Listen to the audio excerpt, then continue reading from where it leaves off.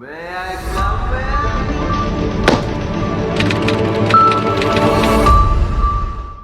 Hi friends, ಈ ವಿಡಿಯೋದಲ್ಲಿ ಯಾವುದ್ರ ಬಗ್ಗೆ ನೋಡ್ತೀವಿ ಅಂದರೆ 25 KV 40 KV 63 KV ಮತ್ತು 100 KV ಟ್ರಾನ್ಸ್ಫಾರ್ಮರ್ಗಳಿಗೆ ಎಷ್ಟು ಗಂಟೆ ಲೋಡ್ನ ಕನೆಕ್ಟ್ ಮಾಡಬಹುದು ಅಂತ ಈ ವಿಡಿಯೋದಲ್ಲಿ ಫುಲ್ ಕಂಪ್ಲೀಟ್ ಆಗಿ ಎಕ್ಸ್ಪ್ಲೈನ್ ಮಾಡ್ತೀನಿ. ಸೊ ಈ ವಿಡಿಯೋನ ಸ್ಕಿಪ್ ಮಾಡಿದ್ರೆ ಲಾಸ್ಟ್ ಗಂಟೆ ಫುಲ್ ಆಗಿ ನೋಡಿ ಫ್ರೆಂಡ್ಸ್, ಇಂಟ್ರೆಸ್ಟಿಂಗ್ ಆಗಿರುತ್ತೆ. ಸೊ ಫಾರ್ ಎಕ್ಸಾಂಪಲ್ ಒಂದು 25 KV ಟ್ರಾನ್ಸ್ಫಾರ್ಮರ್ ಐತೆ. ಸೊ ಈ 25 KV ಟ್ರಾನ್ಸ್ಫಾರ್ಮರ್ಗೆ ಎಷ್ಟು ಲೋಡ್ನ ಕನೆಕ್ಟ್ ಮಾಡಬಹುದು ಅಂತ ಈ ವಿಡಿಯೋ ಫುಲ್ ಕಂಪ್ಲೀಟ್ ಆಗಿ ಎಕ್ಸ್ಪ್ಲೈನ್ ಮಾಡ್ತೀನಿ ಫ್ರೆಂಡ್ಸ್. ಸೊ ಅದಕ್ಕಿಂತ ಮುಂಚೆ ಈ ವಿಡಿಯೋ ಒಂದು ಲೈಕ್ ಕೊಡಿ ಫ್ರೆಂಡ್ಸ್. ಹಾಗೂ ನೀವು ನಮ್ಮ ಚಾನಲ್ ನಲ್ಲಿ ಫಸ್ಟ್ ಟೈಮ್ ವಿಡಿಯೋ ನೋಡ್ತಾ ಇದ್ರೆ ಈ ವಿಡಿಯೋ ಕೆಳಗಿರುವ ಸಬ್ಸ್ಕ್ರೈಬ್ ಬಟನ್ ಕ್ಲಿಕ್ ಮಾಡಿ, ಹಾಗೆ ಪಕ್ಕದಲ್ಲಿರುವ ಬೆಲ್ ಐಕಾನ್ ಅನ್ನು ಪ್ರೆಸ್ ಮಾಡಿಕೊಂಡು ಮೇಲ್ಗಡೆ ಆಲ್ ಅಂತ ಮೆನ್ಷನ್ ಮಾಡ್ಕೊಳ್ಳಿ. ಈ ರೀತಿ ಮಾಡಿದ್ರೆ ನಾವು ಮುಂದೆ ಅಪ್ಲೋಡ್ ಮಾಡುವ ವಿಡಿಯೋ ನೋಟಿಫಿಕೇಶನ್ ನಿಮ್ಮ ಮೊಬೈಲ್ ಹಾಗೂ ಡೆಸ್ಕ್ಟಾಪ್ ಗೆ ಬರುತ್ತೆ. ಆಲ್ರೆಡಿ ನಮ್ಮ ಚಾನೆಲ್ ನಲ್ಲಿ 10 ಸಬ್ಮರ್ಸಿಬಲ್ ಪಂಪ್ ಗೆ ಎಷ್ಟು KVA ಟ್ರಾನ್ಸ್ಫಾರ್ಮರ್ ಬೇಕು ಅಂತ ವಿಡಿಯೋ ಅಪ್ಲೋಡ್ ಮಾಡಿದೀವಿ. ಸೊ ಆ ವಿಡಿಯೋ ನೋಡಿಲ್ಲ ಅಂದ್ರೆ ಮೇಲ್ಗಡೆ ಐಕಾನ್ ನಲ್ಲಿ ಹಾಗೂ ಕೆಳಗಡೆ ಡಿಸ್ಕ್ರಿಪ್ಷನ್ ಲಿಂಕ್ ಕೊಟ್ಟಿದ್ದೀನಿ, ಕ್ಲಿಕ್ ಮಾಡಿ ಫ್ರೆಂಡ್ಸ್. ಸೊ ಈ ವಿಡಿಯೋನು ಕೂಡ ಈ ವಿಡಿಯೋ ರಿಲೇಟೆಡ್ ಆಗಿರುತ್ತೆ. ಸೊ ಈ ವಿಡಿಯೋನ ಸ್ಕಿಪ್ ಮಾಡೋದಲ್ಲ ಅಷ್ಟು ನೋಡಿ ಫ್ರೆಂಡ್ಸ್. ಸೊ ನಿಮ್ಮ ಮನೆಗೆ ಯಾವ ಟ್ರಾನ್ಸ್ಫಾರ್ಮರ್ ಇಂದ ಪವರ್ ಸಪ್ಲೈ ಬರ್ತಿದೆಯೋ ಆ ಟ್ರಾನ್ಸ್ಫಾರ್ಮರ್ ನ ಅಸ್ಯೂಮ್ ಮಾಡ್ಕೊಳ್ಳಿ ಫ್ರೆಂಡ್ಸ್. ಆ ಟ್ರಾನ್ಸ್ಫಾರ್ಮರ್ ಗೆ ಎಷ್ಟು ಲೋಡ್ ನ ಕನೆಕ್ಟ್ ಮಾಡಬಹುದು ಅಂತ ನೀವು ಯೋಚನೆ ಮಾಡಿ ನೋಡಿ. ನೀವು ಕೂಡ ಒಂದ್ಸತಿ ಕ್ಯಾಲ್ಕುಲೇಟ್ ಮಾಡಿ ನೋಡಬಹುದು.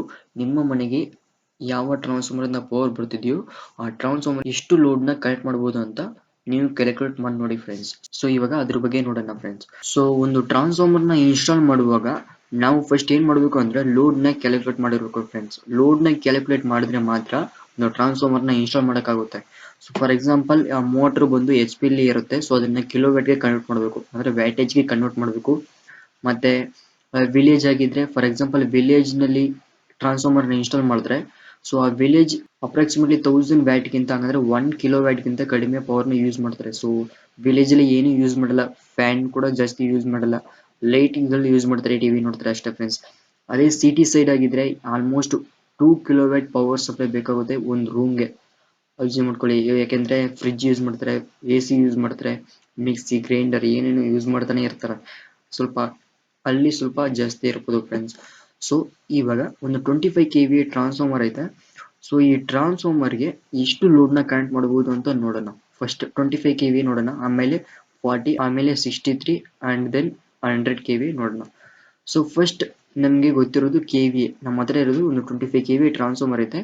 ಸೊ ಅದಕ್ಕೆ ಲೋಡ್ ಕನೆಕ್ಟ್ ಮಾಡಬೇಕು. ನಮ್ಗೆ ಕಿಲೋವ್ಯಾಟ್ ಗೊತ್ತಿಲ್ಲ. ಸೊ ಕಿಲೋವ್ಯಾಟ್ ಕಂಡುಹಿಡಿಯೋಣ ಫ್ರೆಂಡ್ಸ್. ಕಿಲೋವ್ಯಾಟ್ ಗೆ ಫಾರ್ಮುಲಾ KVA ಇಂಟು 0.8. ಸೊ ನಮ್ಗೆ KVA ಗೊತ್ತು, 25 KVA ಟ್ರಾನ್ಸ್ಫಾರ್ಮರ್ ಐತೆ. ಸೊ ಇಂಟು 0.8 ಅನ್ನೋದು ಪವರ್ ಫ್ಯಾಕ್ಟರ್ ಫ್ರೆಂಡ್ಸ್, ಸರಿನಾ? 0.8 power factor.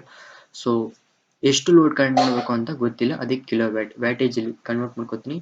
So 25 KVA into 0.8 ಮಾಡಿದ್ರೆ 20 ಕಿಲೋವ್ಯಾಟ್ ಪವರ್ ಗಂಟ ನಾವು ಈ ಟ್ರಾನ್ಸ್ಫಾರ್ಮರ್ಗೆ ಲೋಡ್ ನ ಕನೆಕ್ಟ್ ಮಾಡಬಹುದು.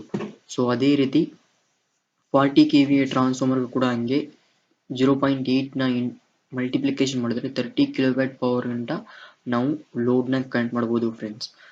So next 63 KVA transformer. So ಈ 63 KVA ಟ್ರಾನ್ಸ್ಫಾರ್ಮರ್ ಕೂಡ 0.8 ನ ಮಲ್ಟಿಪ್ಲಿಕೇಶನ್ ಮಾಡಿದ್ರೆ 15.4 ಕಿಲೋವ್ಯಾಟ್ ಗಂಟ ಪವರ್ ನ ಕನೆಕ್ಟ್ ಮಾಡಬಹುದು, ಅಂದ್ರೆ ಲೋಡ್ ನ ಕನೆಕ್ಟ್ ಮಾಡಬಹುದು.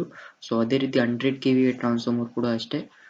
100 KVA ಇಂಟು 0.8 ಮಲ್ಟಿಪ್ಲಿಕೇಶನ್ ಮಾಡಿದ್ರೆ 80 ಕಿಲೋವ್ಯಾಟ್ ಪವರ್ ಗಂಟ ಲೋಡ್ ನ ಕನೆಕ್ಟ್ ಮಾಡಬಹುದು ಫ್ರೆಂಡ್ಸ್. ಸೊ ಇವಾಗ ನಮ್ಮ ಹತ್ರ ಒಂದು 5 ಸಬ್ಮರ್ಸಿಬಲ್ ಪಂಪ್ ಇದೆ. ಸೊ 5 ಸಬ್ಮರ್ಸಿಬಲ್ ಪಂಪ್ ಒಂದೊಂದು submersible pump 7.5 HP. So 5 submersible pump 7.5 HP ಇದ್ರೆ ಟೋಟಲ್ ಆಗಿ ಒಂದು 25 KVA ಅಪ್ರಾಕ್ಸಿಮೇಟ್ಲಿ ಪವರ್ ನ ಕನ್ಸ್ಯೂಮ್ ಮಾಡುತ್ತೆ, ಅಂದ್ರೆ ಕಿಲೋವ್ಯಾಟ್ ಇರುತ್ತೆ, 25 ಕಿಲೋವ್ಯಾಟ್ ಇರುತ್ತೆ. ಸೊ ಈ 25 ಕಿಲೋವ್ಯಾಟ್ ಗೆ ಎಷ್ಟು KVA ಟ್ರಾನ್ಸ್ಫಾರ್ಮರ್ ನ ಇನ್ಸ್ಟಾಲ್ ಮಾಡಬೇಕು ಅಂದ್ರೆ ನಾವು 25 KVA ಟ್ರಾನ್ಸ್ಫಾರ್ಮರ್ ನ ಇನ್ಸ್ಟಾಲ್ ಮಾಡಂಗಿಲ್ಲ. ಯಾಕೆಂದ್ರೆ ಆ 25 KVA ಟ್ರಾನ್ಸ್ಫಾರ್ಮರ್ 20 ಕಿಲೋವ್ಯಾಟ್ ಗಂಟ ಮಾತ್ರ ಲೋಡ್ ನ ಕನೆಕ್ಟ್ ಮಾಡಬಹುದು.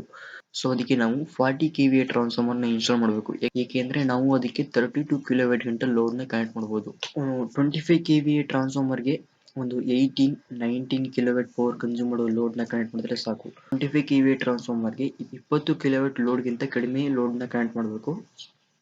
ಸೊ 40 KVA ಟ್ರಾನ್ಸ್ಫಾರ್ಮರ್ ಗೆ 32 ಕಿಲೋವ್ಯಾಟ್ ಗಿಂತ ಕಡಿಮೆ ಪವರ್ ಕನ್ಸ್ಯೂಮ್ ಮಾಡುವ ಲೋಡ್ ನ ಕನೆಕ್ಟ್ ಮಾಡಬೇಕು ಫ್ರೆಂಡ್ಸ್. ಸೊ ಅಥವಾ ಆ 25 ಅಂದ್ರೆ ಮೋಟರ್ ಇತ್ತಲ್ಲ ಫ್ರೆಂಡ್ಸ್, 25 ಕಿಲೋವ್ಯಾಟ್ ಪವರ್ ಕನ್ಸ್ಯೂಮ್ ಮಾಡುತ್ತಲ್ಲ, ಅದಕ್ಕೆ 63 KVA ಟ್ರಾನ್ಸ್ಫಾರ್ಮರ್ ನ ಕೂಡ ಇನ್ಸ್ಟಾಲ್ ಮಾಡಬಹುದು. ಸೊ ಆಲ್ಮೋಸ್ಟ್ 25 ಬಿಟ್ರೆ 63 ನೇ ಇನ್ಸ್ಟಾಲ್ ಮಾಡೋದು, 40 ಎಲ್ಲೂ ಇನ್ಸ್ಟಾಲ್ ಮಾಡಲ್ಲ ಅನ್ಕೋತೀನಿ. ಸೊ ನಾನು ನೋಡಿರೋ ಪ್ರಕಾರ ಹಂಗೆ.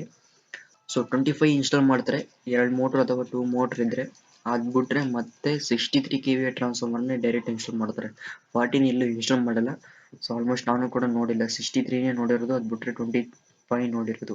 ಸೊ ನೀವೆಲ್ಲಾದರೂ 40 KV ಟ್ರಾನ್ಸ್ಫಾರ್ಮರ್ನ ಇನ್ಸ್ಟಾಲ್ ಮಾಡಿರೋದನ್ನ ನೀವು ನೋಡಿದ್ರೆ ಕೆಳಗಡೆ ಕಮೆಂಟ್ ಬಾಕ್ಸಲ್ಲಿ ಕಮೆಂಟ್ ಮಾಡಿ ಫ್ರೆಂಡ್ಸ್. ತುಂಬ ಜನ ತಿಳ್ಕೊತಾರೆ. ಸೊ ಆಲ್ರೆಡಿ ಒಂದು ವಿಡಿಯೋದಲ್ಲಿ ಕೇಳಿದ್ದು ನೀವು ಯಾವ ಸಬ್ಸ್ಟೇಷನ್ ವರ್ಕ್ ಮಾಡ್ತಿದ್ದೀರಾ ಅಂತ, ಅದಕ್ಕೆ ತುಂಬ ಜನ ಕಮೆಂಟ್ ಮಾಡಿದ್ದಾರೆ. ಸೊ ತುಂಬ ಜನ ತಿಳ್ಕೊಂಡಿದ್ರು. ಸೊ ಅದೇ ರೀತಿ ಕೂಡ ಇಲ್ಲವೇ 40 KV ಟ್ರಾನ್ಸ್ಫಾರ್ಮರ್ನ ಎಲ್ಲಿ ನೋಡಿದಿರಿ ಅಂತ ಕೆಳಗಡೆ ಕಮೆಂಟ್ ಬಾಕ್ಸಲ್ಲಿ ಕಮೆಂಟ್ ಮಾಡಿ ಫ್ರೆಂಡ್ಸ್. 63 KV ಟ್ರಾನ್ಸ್ಫಾರ್ಮರ್ ಕೂಡ ಅಷ್ಟೇ 50 ಕಿಲೋವ್ಯಾಟ್ಗಿಂತ ಕಡಿಮೆ ಲೋಡ್ ಕನೆಕ್ಟ್ ಮಾಡಬೇಕು. ಸೊ ಅದಕ್ಕಿಂತ ಮೇಲ್ಗಡೆ ಕನೆಕ್ಟ್ ಮಾಡಂಗಿಲ್ಲ ಫ್ರೆಂಡ್ಸ್, ಯಾಕಂದರೆ ಟ್ರಾನ್ಸ್ಫಾರ್ಮರ್ ಡ್ಯಾಮೇಜ್ ಆಗಿಬಿಡುತ್ತೆ.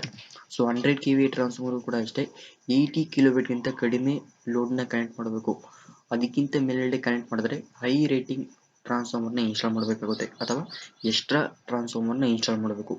ಸೇಮ್ ಅದೇ ರೀತಿ ರೇಟಿಂಗ್ನಲ್ಲಿ ಅಥವಾ ಕಡಿಮೆ ರೇಟಿಂಗ್ನಲ್ಲಿ ಕೂಡ ಎಕ್ಸ್ಟ್ರಾ ಟ್ರಾನ್ಸ್ಫಾರ್ಮರ್ನ ಇನ್ಸ್ಟಾಲ್ ಮಾಡಬೇಕು ಫ್ರೆಂಡ್ಸ್. ಸೊ ಇದೇ ರೀತಿ ಬೇರೆ ಟ್ರಾನ್ಸ್ಫಾರ್ಮರ್ಗಳಿಗೂ ಕೂಡ ಕ್ಯಾಲ್ಕುಲೇಟ್ ಮಾಡಿ ನೋಡಿ ಎಷ್ಟು ಲೋಡ್ನ ಕನೆಕ್ಟ್ ಮಾಡ್ಬೋದು ಅಂತ. ಸೊ 25 KV ಟ್ರಾನ್ಸ್ಫಾರ್ಮರ್ಗೆ 20 ಕಿಲೋವ್ಯಾಟ್ಗಿಂತ ಕಡಿಮೆ ಲೋಡ್ನ ಕನೆಕ್ಟ್ ಮಾಡಬೇಕು. 40 KV ಟ್ರಾನ್ಸ್ಫಾರ್ಮರ್ಗೆ 32 ಕಿಲೋವ್ಯಾಟ್ಗಿಂತ ಕಡಿಮೆ ಲೋಡ್ನ ಕನೆಕ್ಟ್ ಮಾಡಬೇಕು. 63 KV ಟ್ರಾನ್ಸ್ಫಾರ್ಮರ್ಗೆ 50 ಕಿಲೋವ್ಯಾಟ್ಗಿಂತ ಕಡಿಮೆ ಲೋಡ್ನ ಕನೆಕ್ಟ್ ಮಾಡಬೇಕು. 100 KV ಟ್ರಾನ್ಸ್ಫಾರ್ಮರ್ಗೆ 80 ಕಿಲೋವ್ಯಾಟ್ಗಿಂತ ಕಡಿಮೆ ಲೋಡ್ನ ಕನೆಕ್ಟ್ ಮಾಡಬೇಕು. ಸೊ ಸ್ಕಿಪ್ ಮಾಡಿದ ಲಾಸ್ಟ್ ಕಾಂಡ ನೋಡೋದಕ್ಕೆ ತುಂಬ thank you friends. So next ವಿಡಿಯೋದಲ್ಲಿ ಏನು ನೋಡ್ತೀವಿ ಅಂದರೆ, ಒಂದು ನೀವು ಡಿಸ್ಟ್ರಿಬ್ಯೂಷನ್ ಟ್ರಾನ್ಸ್ಫಾರ್ಮರ್ನ ಇನ್ಸ್ಟಾಲೇಷನ್ ಮಾಡಿರೋದು ಸ್ಟ್ರಕ್ಚರ್ನ ಫುಲ್ ಕಂಪ್ಲೀಟ್ ಮಾಡಿರ್ತೀರಿ. ಸೊ ಅದರಲ್ಲಿ ಏನೇನು ಇರುತ್ತೆ ಅಂದರೆ GOS ಇರುತ್ತೆ, incoming fuse, out going fuse, ಮತ್ತು ಒಂದು ಬಾಕ್ಸ್ನ ಇಟ್ಟಿರ್ತಾರೆ. ಸೊ ಅದರಲ್ಲಿ ಇನ್ಕಮಿಂಗ್ ಫ್ಯೂಸ್ನಲ್ಲಿ 11 KV ಪವರ್ ಸಪ್ಲೈ ಬರ್ತಾ ಇರುತ್ತೆ, ಅಂದರೆ ಪವರ್ ಬರ್ತಾ ಇರುತ್ತೆ. ಔಟ್ ಗೋಯಿಂಗ್ನಲ್ಲಿ ಟ್ರಾನ್ಸ್ಫಾರ್ಮರ್ಗೆ 11 KV ಪವರ್ ಸಪ್ಲೈನ ಕೊಟ್ಟು ಸೆಕೆಂಡರಿನಲ್ಲಿ 230 phase to neutral, 440 phase to phase output voltage ಬರ್ತಾ ಇರುತ್ತೆ. ಸೊ ಅದಕ್ಕೂ ಕೂಡ ಫ್ಯೂಸ್ನ ಇನ್ಸ್ಟಾಲೇಷನ್ ಮಾಡಿರ್ತಾರೆ. ಸೊ ಆ ಫ್ಯೂಸ್ನಲ್ಲಿ, ಈ ಫ್ಯೂಸ್ನಲ್ಲಿ ಅಂದರೆ ಔಟ್ ಗೋಯಿಂಗ್ ಫ್ಯೂಸ್ನಲ್ಲಿ ಆ ಕಂಡಕ್ಟರ್ ಇರುತ್ತಲ್ಲ ಫ್ರೆಂಡ್ಸ್, ಅದು ದೊಡ್ಡದಾಗಿರುತ್ತೆ. ಅದೇ ಇನ್ಕಮಿಂಗ್ ಫ್ಯೂಸ್ 11 KVನಲ್ಲಿ ಕಂಡಕ್ಟರ್ ನೋಡಿ ಚಿಕ್ಕದಾಗಿ ಹಾಕಿರ್ತಾರೆ, ಒಂದು ಕಂಬಿನ ಹಾಕಿರ್ತಾರೆ. ಸೊ ಅದು ಏಕೆ ಅಂತ ನೆಕ್ಸ್ಟ್ ವಿಡಿಯೋದಲ್ಲಿ ಎಕ್ಸ್ಪ್ಲೇನ್ ಮಾಡ್ತೀನಿ. ಸೊ ಈ ವಿಡಿಯೋವನ್ನು ಸ್ಕಿಪ್ ಮಾಡೋದ್ರಲ್ಲಿ ಅಷ್ಟೊಂದು ನೋಡೋಕ್ಕೆ ತುಂಬ thank you friends. So next ವಿಡಿಯೋದಲ್ಲಿ ನೋಡೋಣ. ಸೊ ಈ ವಿಡಿಯೋವನ್ನು ನಿಮ್ಮ ಫ್ರೆಂಡ್ಸ್ಗಳಿಗೆ ಶೇರ್ ಮಾಡಿ ಫ್ರೆಂಡ್ಸ್.